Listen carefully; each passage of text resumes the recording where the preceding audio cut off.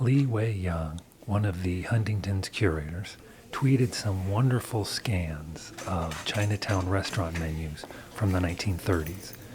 They were from the Hong family archives housed in the library, and the core of that collection consists of thousands of immigration case files that Y.C. Hong worked on as one of the first Chinese Americans to pass the bar in California. That's me on the left, miking up Li Wei. I wanted to know what these menus were doing in the archives, so on a lunch hour, we visited the only address on those menus that still houses a restaurant. Although now the space hosts a Vietnamese restaurant, unfortunately, it was closed on the day we visited. But that led to a delicious solution. And so essentially you just came upon the menus. Did you come upon them recently? Is that why you posted them? No, I was the archivist to process the collection. So I spent about 2.5 years going through every single thing in the collection. Wow. So I always knew about the menus. I find it fascinating. For me, they've been super interesting ever since the beginning, but it just till now that I have sort of like this platform, this title for me to talk about them in a way. And every time people come to the Huntington, if they wanted to look at the collection, I always recommend the menu just because they're so beautiful, and then you get to look back at what the people were eating, what people were cooking, for the people that were coming to Chinatown back in the days. What do we have here? Oh wait, where are we? So we're at Paul's Kitchen. Should I look at the camera? It's No. conversational. Yeah. So we are at Paul's Kitchen here in Los Angeles downtown, in the Fashion District. So this is one of the oldest Chinese restaurants here in Los Angeles. It was opened, I think, around 1946. Well, you said you had egg foo young for the first time a few weeks ago. Right. Is that true? That's true because It was here? It was here. This is my first egg foo young ever, and I have heard of the dish, but then I just never knew what it was, including chop suey too. When I heard chop suey, I had no idea what it is. So these are kind of foreign to me, and as someone who loves Chinese food, as someone who grew up with Chinese food, someone who helped out in the kitchen for my mom's restaurants, it's just something that I never got to know. So the menus that I posted on Twitter are some of the original 1938 menus from Los Angeles Chinatown.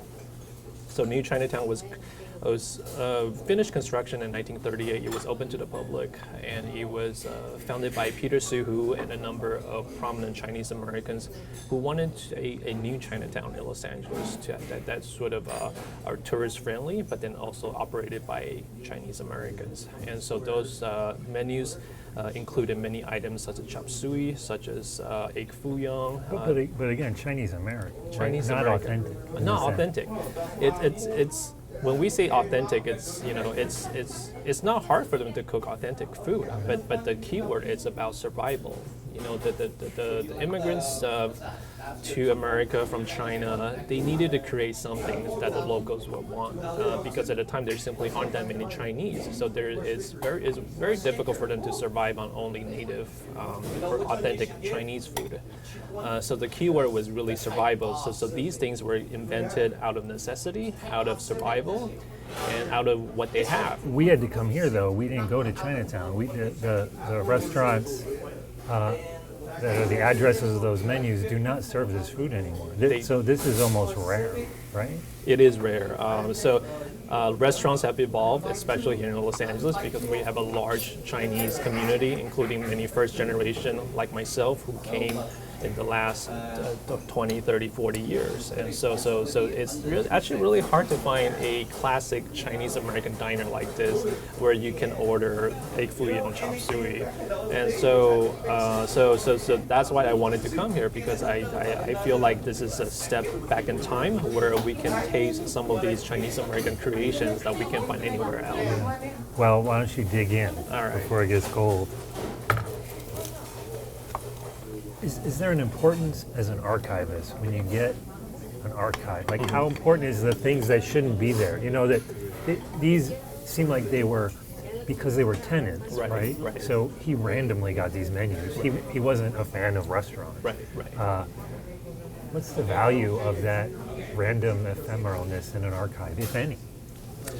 Well, they do a really nice job of contextualizing the collections of their time. So he definitely wasn't really bent on collecting menus, but I think he was interested in sort of seeing how Chinatowns are being presented to the outside world. So in addition to menus from Los Angeles Chinatown, you also have menus from some Chinatowns in San Francisco. Oh, really? Because it was a way for them to compare and see what they could do, how they could market this Chinatown to the outside world. And we have to remember, they faced a lot of competitions at the time. In addition to New Chinatown, Old Chinatown was still in operation. There was also China City, started by Christine Sterling.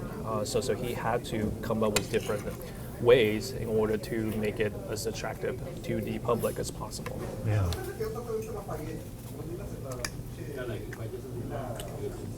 I mean, the menu, the second Chinatown that was developed by Chinese Americans was the first sort of intentional neighborhood. Before then, maybe that's where they could live versus that's where they built. Right. Is this the first in the country? That's true?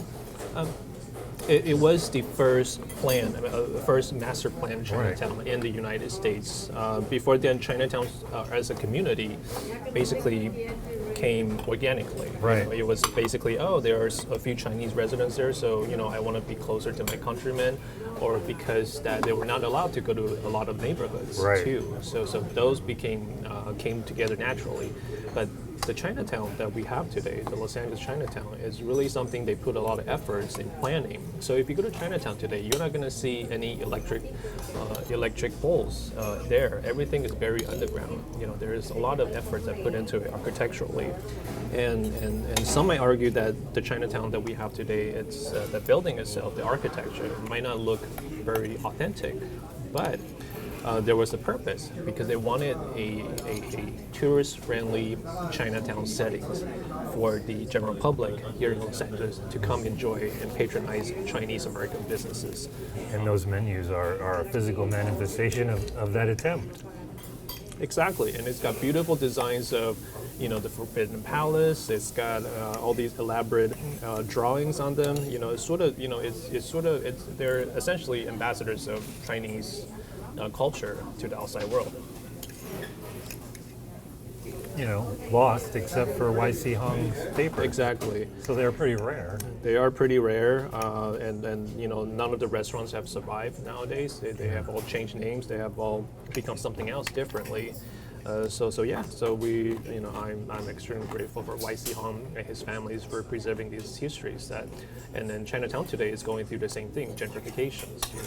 Who knows what things are going to look like in 20, 30 years. And so these are all important histories that we have to preserve. Yeah.